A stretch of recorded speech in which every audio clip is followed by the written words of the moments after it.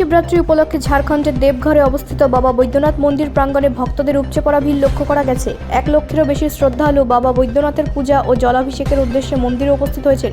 রবিবার ভোরে প্রথমে সরকারি পুজো সম্পন্ন হওয়ার পর সকাল 8:30 থেকে সাধারণ ভক্তদের জন্য জলাঞ্জলি প্রদান শুরু হয়। হর হর মহাদেব ধ্বনিতে মুখরিত হয়ে ওঠে গোটা মন্দির চত্বর। দীর্ঘ লাইনে দাঁড়িয়ে ভক্তরা ভগবান শিবের উদ্দেশ্যে জলাঞ্জলি অর্পণ করেন। ভক্তদের সুষ্ঠুভাবে জলাঞ্জলি প্রদানের জন্য জেলা প্রশাসন ও পুলিশ প্রশাসনের পক্ষ থেকে বিশেষ ব্যবস্থাপনা গ্রহণ করা হয়েছে।